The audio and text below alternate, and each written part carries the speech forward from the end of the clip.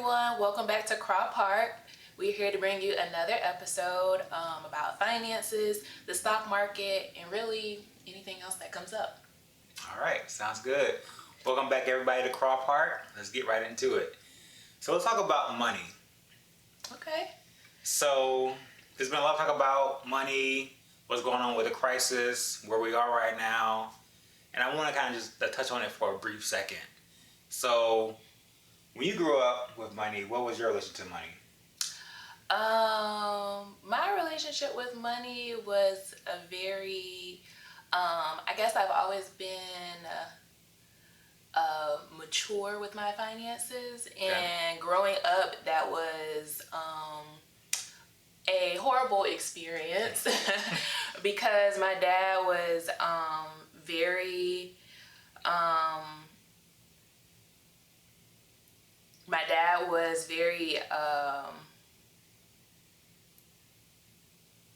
financial conscious.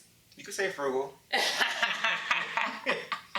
Love you, Dad. My dad was frugal, and I will say, growing up, it seemed like a horrible thing. Like, asking to go to the movies would require like this whole presentation of several questions to the point of it's like, I don't even want to go anymore.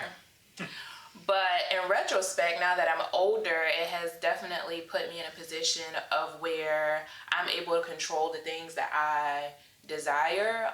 So I can see something I really want and have that conversation in my head to myself, by myself, about if I really need it, is now a good time, what things are not going to happen. So, you know, in economics, you learn about opportunity cost.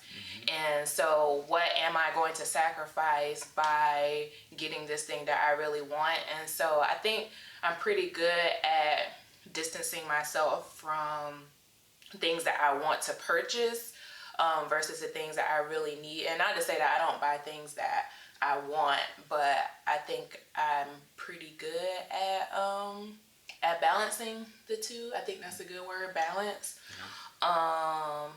So yeah, that's been my the first big influence of finances. Do you want me to keep going, or you want to do an intro? Sure. Yeah, so what's your first experience with money? And then we'll kind of go from there to where we are now with money. Okay. So what's your first experience with money? So growing up, it's funny because I thought we didn't have a lot of money. But similar to you, my parents were frugal too. So now looking back, I'm like, we actually had a decent amount of money. Like, we weren't high class, but we weren't poor either. Yeah, comfortable middle class. Yeah, we're definitely middle class. So, and it's funny because now I am very frugal. So, something you want to say? He did not gonna have nothing nice. He gonna work for everything he get. Yeah. He not even gonna know what the Nike swoosh is. Now he's going overboard.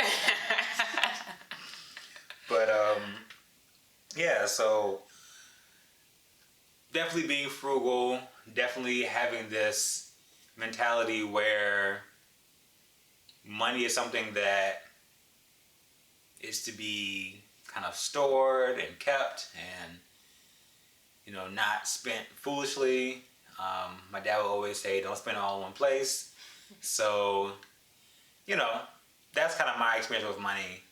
You know, a thing that my dad used to say that you remind me, like, you say the same thing in a way. Like, my dad used to always say, so it wasn't just about what you spend your money on, but it's also like, once you spend it, taking care of your stuff. So he'll always say, like, take care of your stuff and your stuff will take care of you.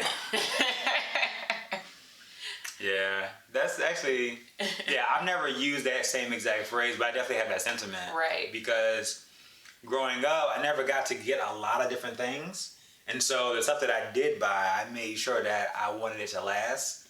So yeah, I can definitely understand where your dad's coming from. So it's about balance, because it's like, and I think that's the difference between being frugal and being cheap. And so cheap is like, okay, what's the lowest price I can get something to just get by? Where being frugal, like, you may spend money, but if you do, you're gonna make sure that the quality is there so that you get your money's worth out of it, and Definitely. even a little more. You know, I think you and my dad kind of go beyond the money's worth. Yeah. But that's a good place to be. Yeah. I definitely value. So I want to make sure I get my value. Nothing wrong with that.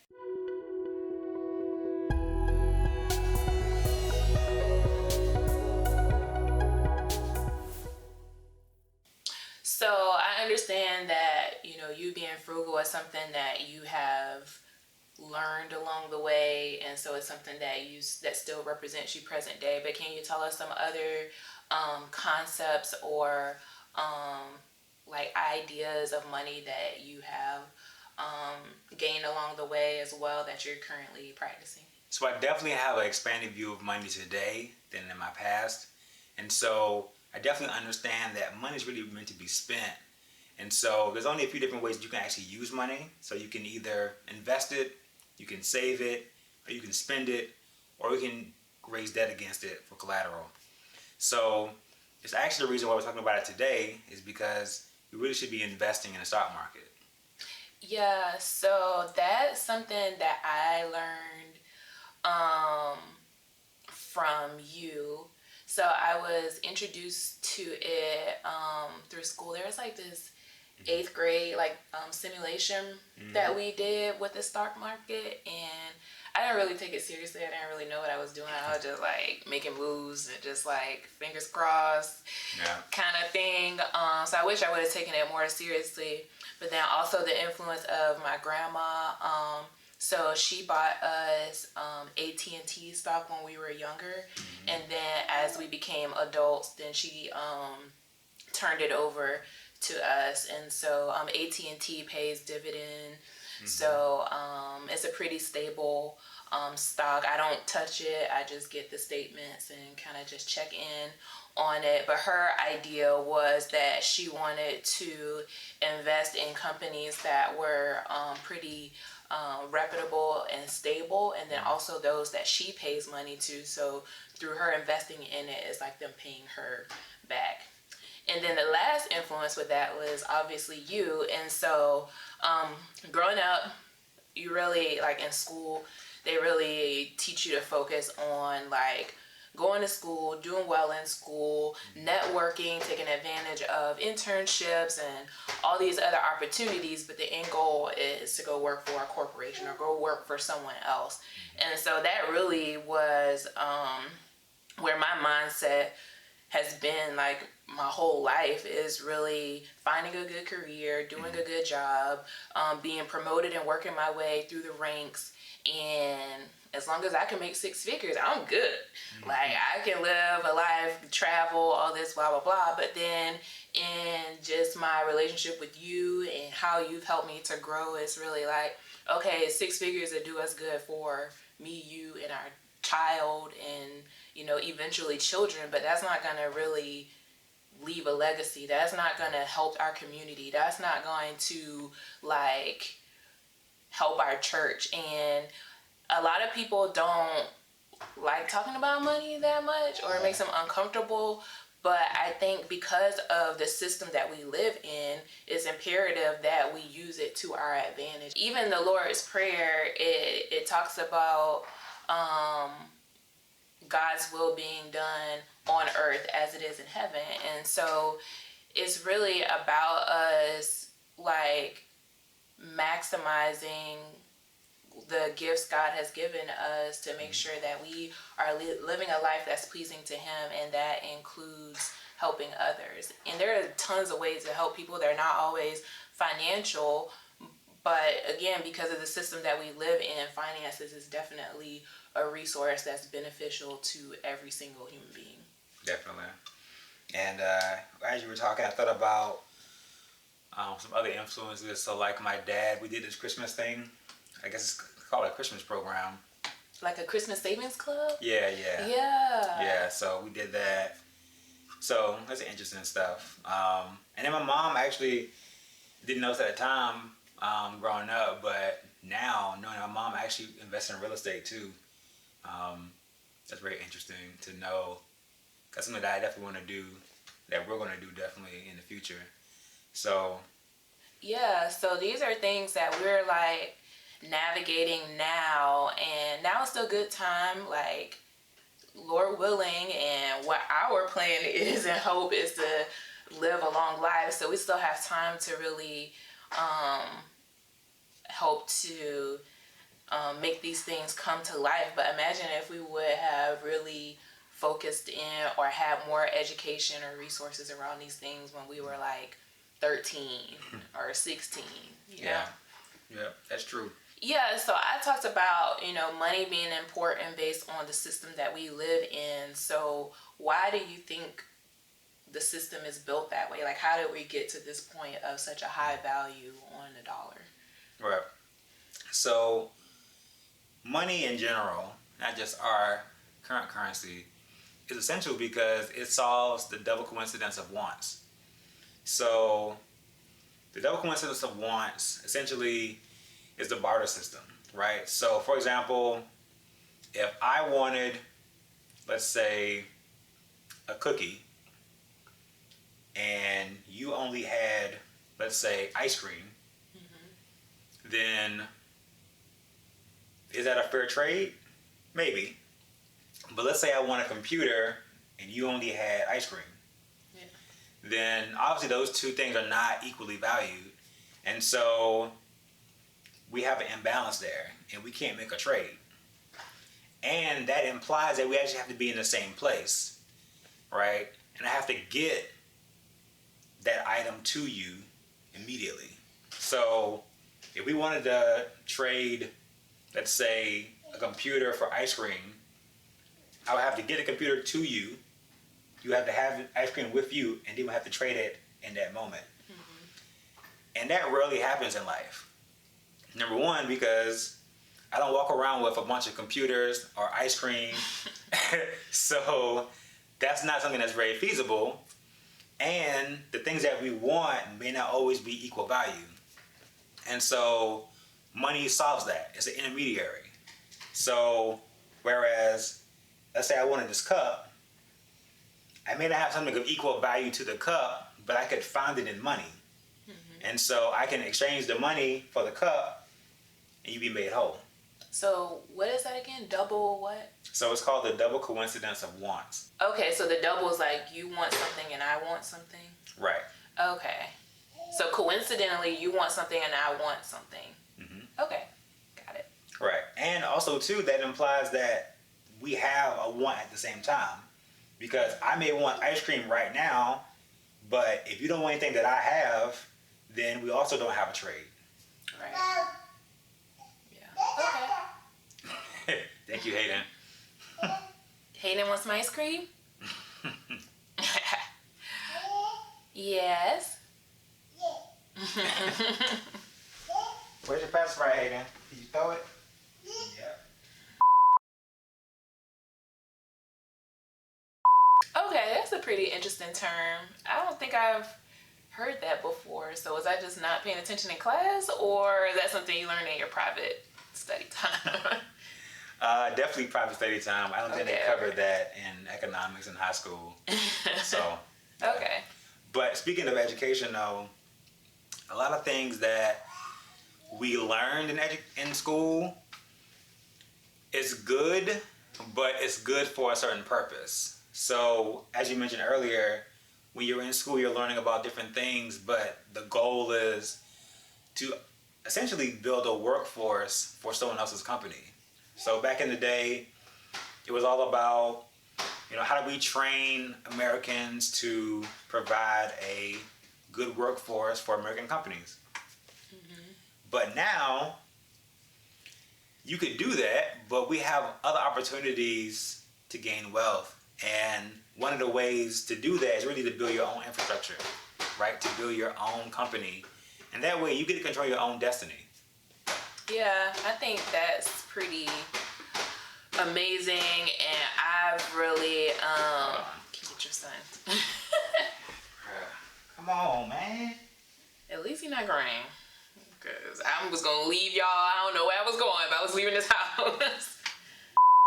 Yeah, I think that just how times have changed in the entrepreneurial world has really just exploded, has been great. And then obviously your influence to me and really opening my eyes to that side of living and using your gifts and really just maximizing what God has given us and helping other people has just been like I don't even know what to say. But what do you think people can do to really, because it's not something that's taught in school a lot, how can people really take advantage of investing in entrepreneurship if that's a path for them or a path they're interested in? So there's definitely plenty of free resources online that you can access. The biggest thing though is you have to seek an alternative education. So you have to be willing to look at things objectively and figure out what is going to best suit you, right? Because someone's going to always sell you a vision for your life, but you have to figure out if that vision is what you entail for your life. If it's not, you got to go out and find something else that suits you. Yeah, I think that's a good point, and that's something that I have faced over time is like not knowing what's real and what's not, and then even beyond that, even if there are good ideas, that they may not necessarily be the best for me. But I also don't think not researching at all because of that fear is the right way to go. Right. So I think that there's opportunity to find like reputable sources to like fact check. So maybe look for the same concepts from different people, and then really just like praying about it and like, God, please help me to see the truth and nothing but the truth, and just reveal to me what isn't for me in this moment. I agree. Yeah. So another important thing that I've picked up on in my research, not that I'm an expert or anything, because I've only been doing this for 3 months, but timing seems to be key. So what may have been a good strategy like 3 years ago may not be relevant in the time that we're living in right now with the pandemic and how that has impacted the economy. Right. So right now the market seems to be somewhat like a smidge bit bipolar. In that, like, let's take Walmart for example. So they had their earnings released on one day last week, before the market opened, so pre-market. And so everyone is expecting Walmart to do great, just because people are doing online shopping, people are cooking more, people are home more, so they need more house goods and things like that. And so, but after the release, which was a decent release, like the stock went down. So what I'm finding is that people are buying the stock in anticipation of a good earnings, and then they're selling. Like if the earnings is at 8:30 in the morning, then by market open at 9:30, like it's going down, and not in a good way. It's going down. So what do you think about that? Is that normal? Right. So I think what I'm going to do is actually go to the chart and actually show people what we're talking about. Okay. But to your point, that's correct. So Walmart actually crushed it, right? So Walmart had a phenomenal quarter, and in which everything you said makes sense and is accurate. People have been shopping more online. Walmart catered to that audience, and so thus a great quarter. So I'll get into the chart and I'll actually put that in here. Okay, everyone, so we're going to walk through the chart of Walmart, and we're going to lead up until earnings and then to present day. Okay, so here on the screen we have the chart for Walmart. Each candlestick represents 1 day of action. So what we're going to do is we're going to zoom in and give us a little bit of context as to what happened. Okay, so as you can see, This dollar mark here, on August 13th, Walmart released dividends. And on September 18th, Walmart had earnings. And the earnings were great. So let's see what happened. Now, on earnings day, we do see a red day. The stock went down.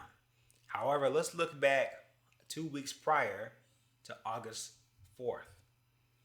So August 4th, the high that day was 131.71.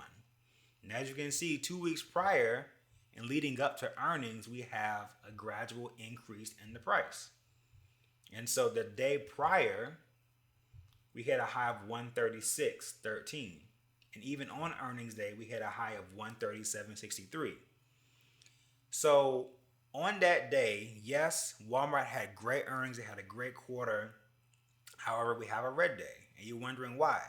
Well, if you got in early because you forecasted that Walmart was going to have great earnings, by the time the earnings are released, you've already ridden the wave. So at this point, you're trying to cash in, take your gain, and move on. But look what happened. It takes about 3 days to get right back to the current level that it was trading prior to earnings. So as you can see, we hit a high here of 137. But look, day 1, day 2, day 3. Now we're back where we were prior. But Walmart still has great value.